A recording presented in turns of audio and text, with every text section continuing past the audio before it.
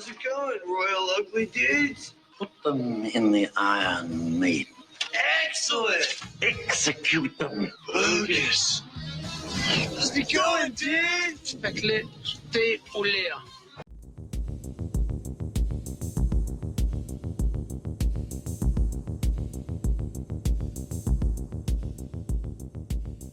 Hey guys, I'm Kevin. I'm Jake. And this is Movie Matters. Today we're talking about the 1989 comedy Bill and Ted's Excellent Adventure. And it is excellent.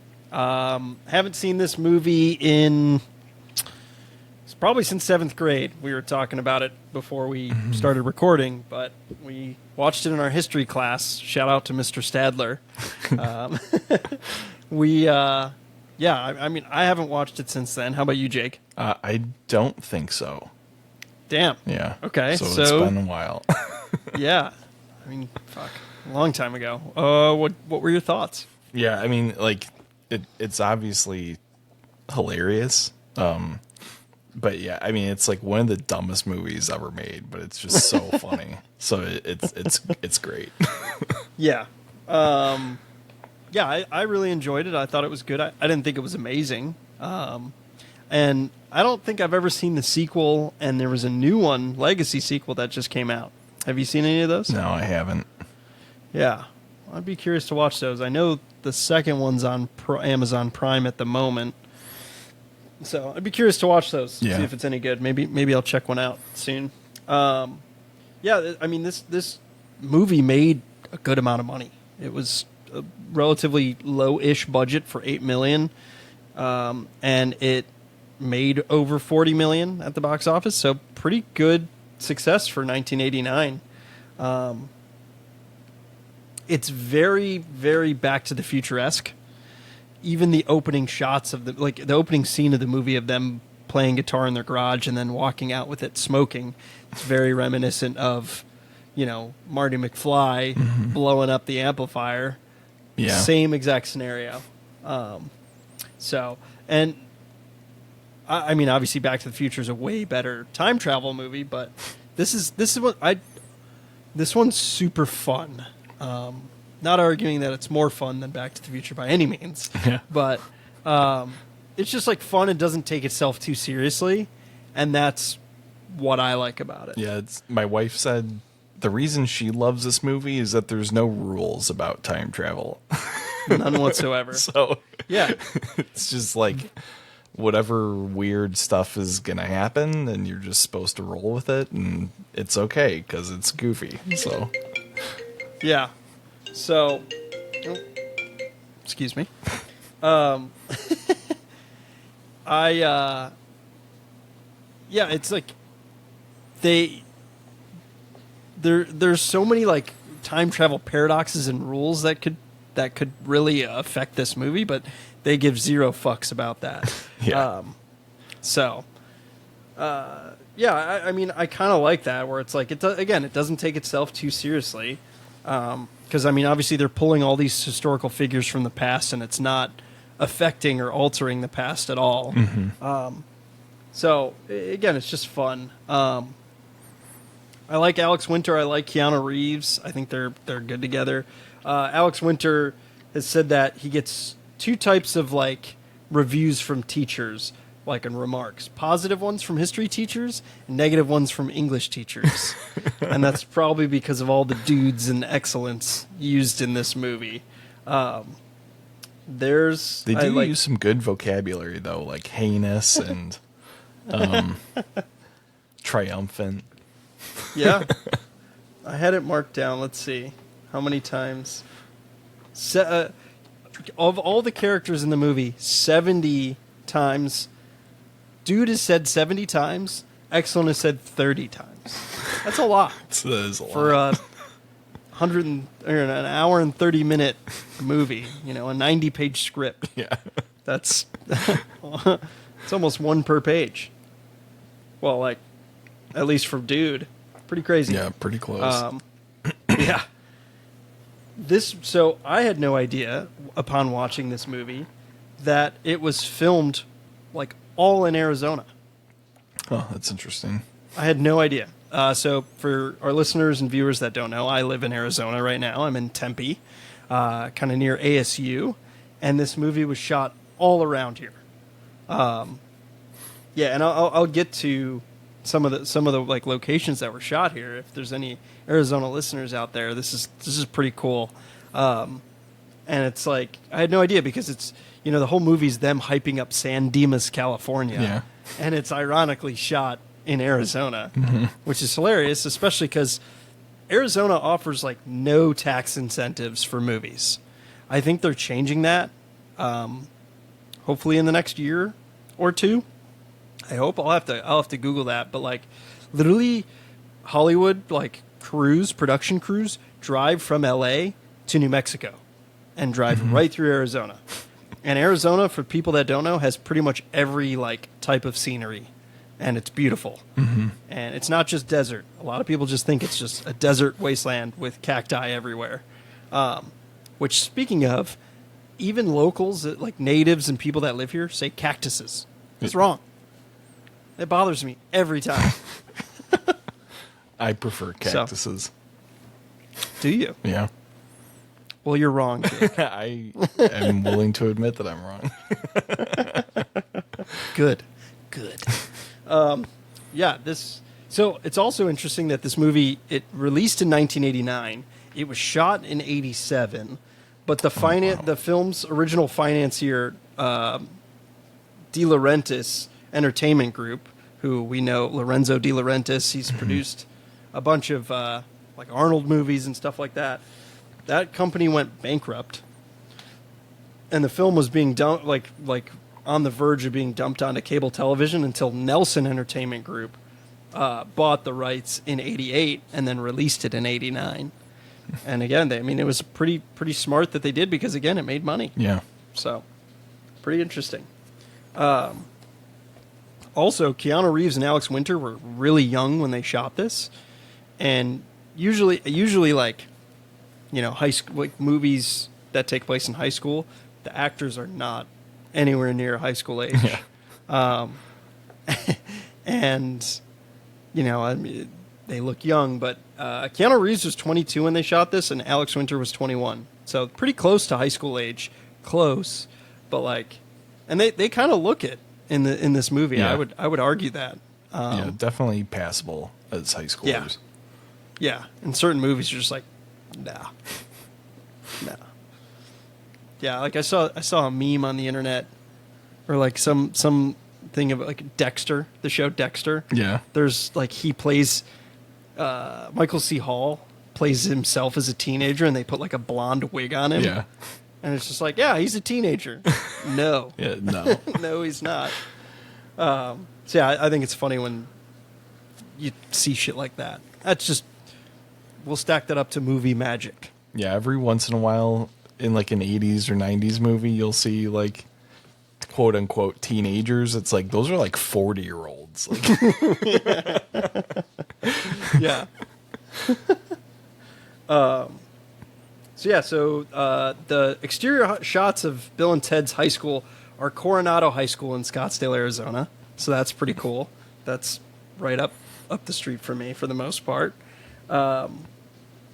Bill's stepmom is very interesting character in this movie, and I definitely did not remember any of that from 7th grade. Yeah, I didn't which either. is like wildly inappropriate. But whatever. Because that's middle school. That's not even 7th grade is middle school. Yeah. So that's pretty interesting. The mom is like, in her early 20s, and the dad's like old. yeah. And her stepmom his stepmom knows like all the teachers and is like flirting with the teachers, which is really kind of awkward and strange.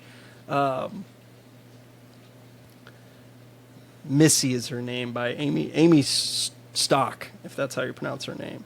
And then there's a scene where like they're talking, like she gives everyone burnt grilled cheese. Yeah. Which is weird.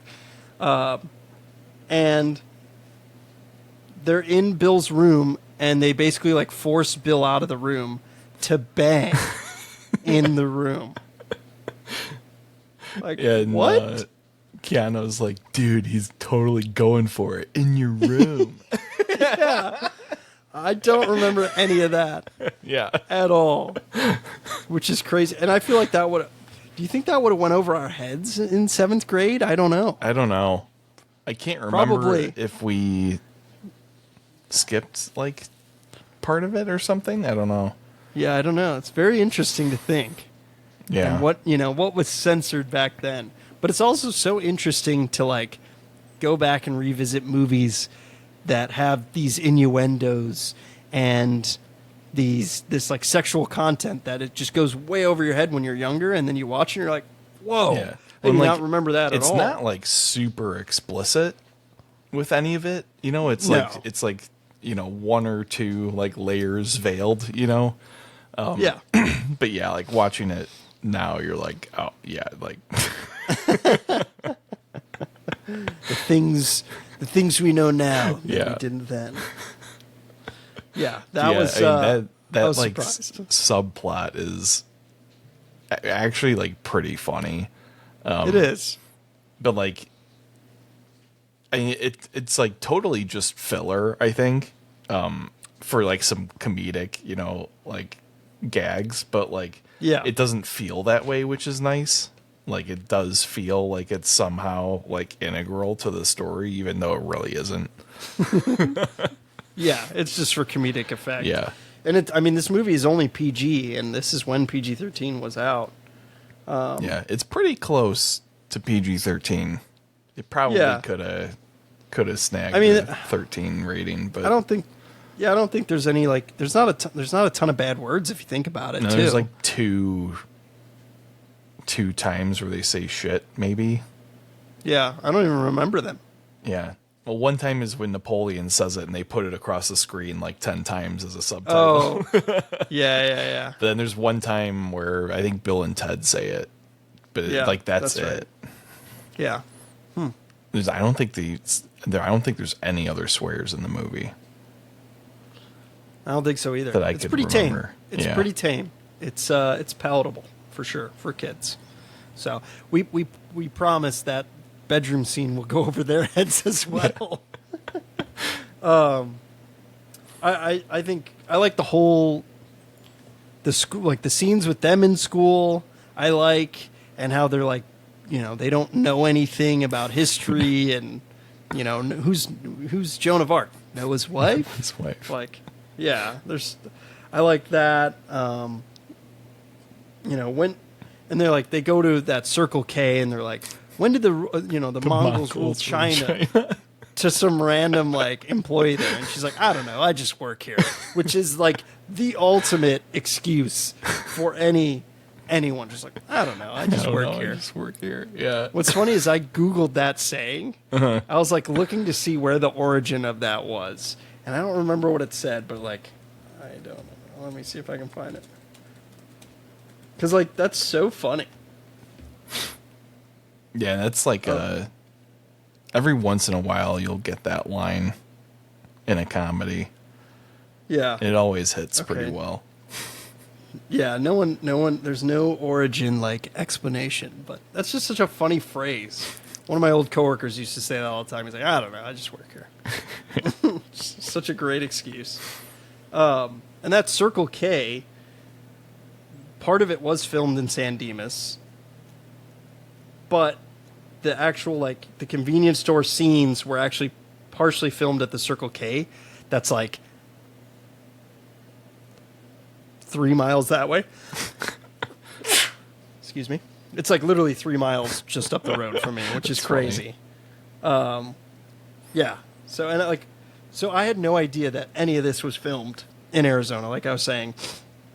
And I was looking at the trivia, and I was just like, no shit. And then there's so much trivia that's like, this was shot at this place, this was shot at this place, this was shot at this place. And I was like, that's so cool. Yeah. How the fuck did I not know that?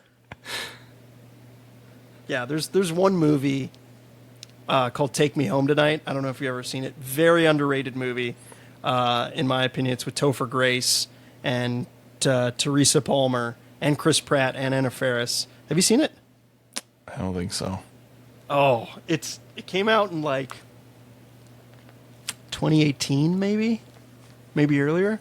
But it was like it's takes place in the 80s, and it's hilarious. You got to watch it. Okay. I think it's on Prime. You gotta. It's another one I highly recommend. It's a guilty pleasure of mine. It didn't do very well, but the whole reason I'm bringing it up is like a lot of it was shot here in Arizona too. And there's this car wash I go to wash my cars. Mm-hmm. It's like a hand wash place, and there's just a very quick shot of the camera like tracking, and it's that car wash. I was like, oh shit, no way. So it's cool, especially Arizona. Again, like I said, not a lot of things film here. Mm-hmm. So it's cool to see that. And it was really cool to learn all the locations. I love George Carlin in this movie as Rufus. Mm-hmm. His character barely says anything, but it's fucking awesome with his sunglasses. And the best line he says is when he's like goes in the phone booth, he's like, "Gentlemen, we're history." Yeah. So cool. I love that line. Yeah, I don't know how they got George Carlin to do this movie, but I'm glad they did. Yeah. I think there was some trivia on it. I didn't mark it down though. Let me see if I can find it real quick. But they wanted different actors for it for sure. They offered it to Arnold Schwarzenegger, of course, which would have, as they do with every '80s fucking movie. Yeah. I would have not been good for sure. No. With Arnold. So yeah, okay. So in April 2013, I found the trivia piece.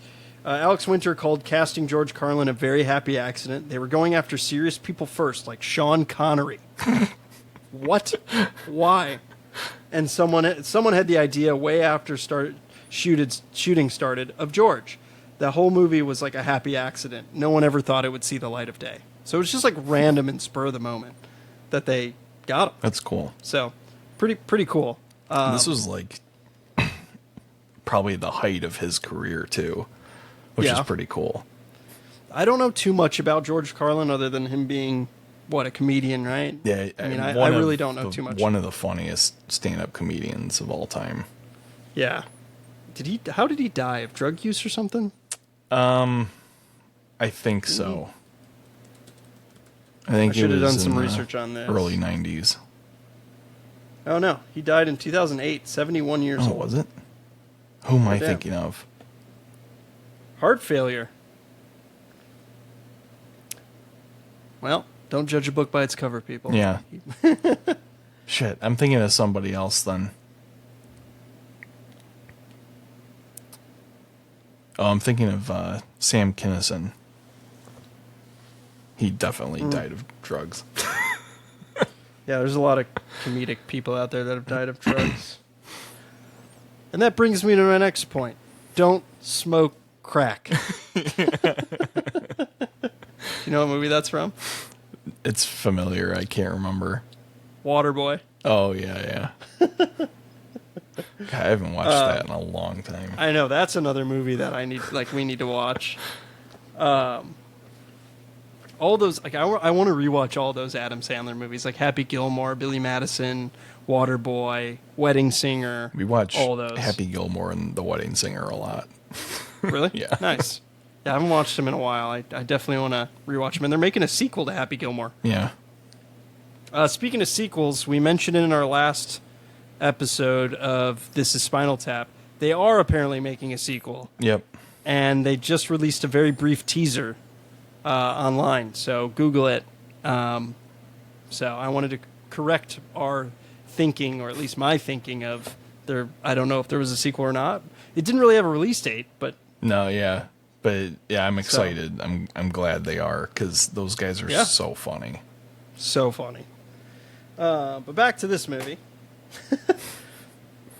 So originally, they were going to have. So the plot was originally going to have them visit all these historical events, and they were Bill and Ted were going to be the reason that there was chaos, like Forrest Gump kind of thing. Kind of. They would accidentally cause all of history's greatest tragedies. So the sinking of the Titanic, the crash of the Hindenburg, they were going to have that as it, which would be hilarious. Yeah, that would be really funny. So I would say, yeah, do a sequel to that, but they've already made 2 fucking sequels. Yeah. So I'm not going to say that. But I think that's a funny idea. Yeah, I mean, I love time travel movies. I mean, you and I have been wanting to write one for a while. And we have that idea, which I'm not going to share because copyright infringement, people. We don't want you taking our shit. Yeah. But I love Napoleon in this. Mm-hmm.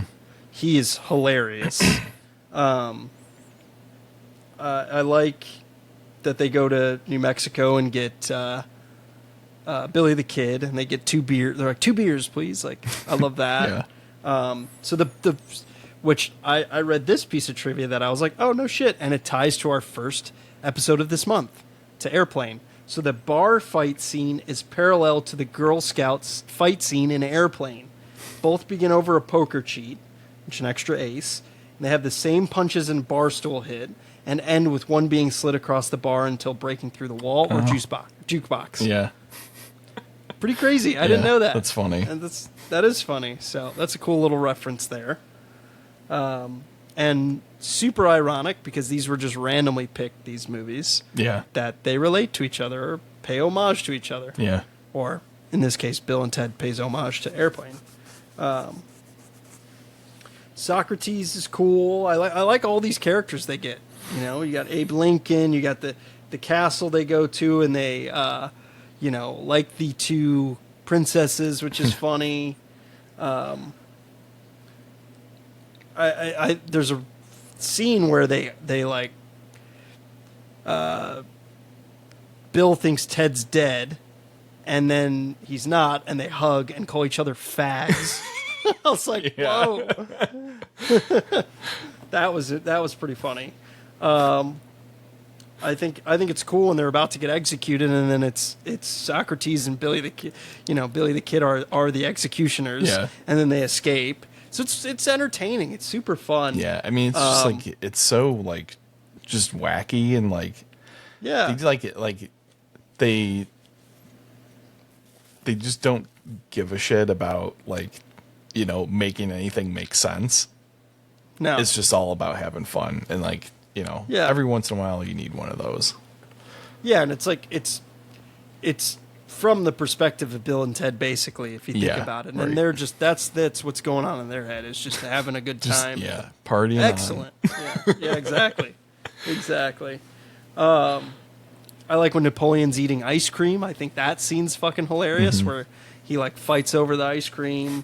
And then him bowling and getting a gutter ball and being pissed off. That bowling alley is it's like literally like probably 3 miles from me that way. It's really close to me, which is crazy. And that's hilarious. I've bowled there once, so and that's pretty funny. I love him going to the water park. That whole scene is awesome. Yeah.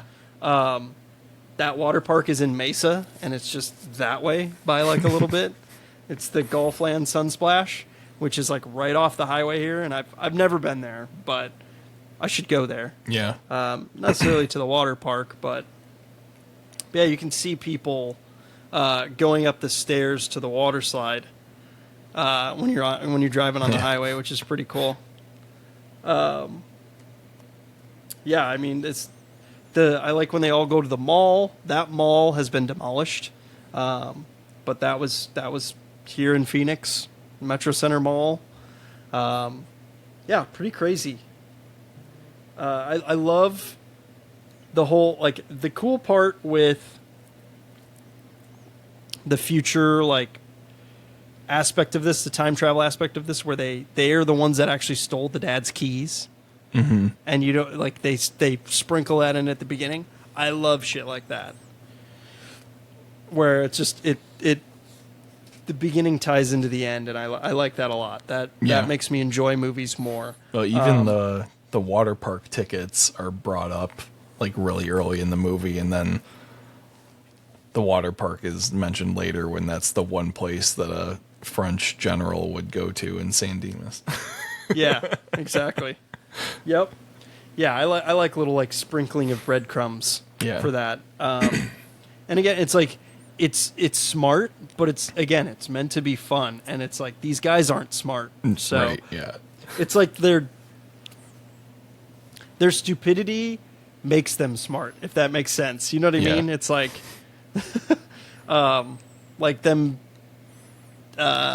putting the trash can on his dad's head, Ted's dad's head, and like all the stuff. The video or the tape recorder, like in the corner of the police station, Yeah. like yelling at his dad, and then it's Yeah. the two of them like arguing about whether or not they need to like stop the recording. And Yeah. Then you get to the presentation of them with all the historical figures, which is awesome. But like, they get an A+ on it. I don't know. It's kind of funny because it's like realistic, but it's not realistic. yeah, It's like, no, you know, they're gonna have this assembly and like everyone's cheering and stuff. Yeah, it's funny, but I like that like Sigmund Freud like diagnoses the dad's trauma or whatever, like the dad being an asshole basically. I thought that was funny. Yeah, and then what do you think about like the whole future, like people that they're like, oh, Bill and Ted are like they saved somehow, the world. yeah, responsible for like the perfect utopia. Yeah, Yeah. I think it's funny. Like, it's just like another like gag, you know, in the movie. Yeah. But yeah, it's pretty great. They're like, and like their band, Wild Yeah. Stallions or whatever, is like Yeah. the foundation of this like perfect society, which is pretty funny. How they like The they air play guitar, the air yeah. guitar. That was apparently improvised by Alex Winter and Keanu Reeves. They both like improvised that, which is super cool, and it's iconic. Yeah. I think it's funny how they even say like, "Oh yeah, we got to learn to play guitar now. We really got to learn, because then they become rock stars." Which is funny because if you look at like their album that they share, the pictures of them, they're like the same exact age. Yeah. So I thought that was They're hilarious. just It's like they don't wearing age trench in the coats future or something. Yeah. yeah, like made no sense whatsoever. But it's like, who cares? Yeah, I mean, this movie was surprisingly funny. I'm glad I watched it. I'm glad we watched it. I think it's a good comedy. I'm curious to see how the sequel holds up, and then if the Legacy sequel's any good. It, from IMDb's rating, it shows that the sequel, The Bogus Journey, isn't as good as Excellent Adventure, and then Bill and Ted Face the Music, which came out in 2020, is not as good as that one either. So Yeah. I don't know. Could just I'm willing to give them a shot, but I am excited for the next movie. We're Yeah. doing Pee-wee, right? Yeah. Yeah, I'm very excited for that one. Because I haven't watched that movie in quite some time. Yeah. Probably about the same amount of time for me as Bill and Ted. Oh wow. Yeah. Okay. So it's been a long time. Okay. I love Pee-wee's Big Adventure, and I've seen it a lot of times.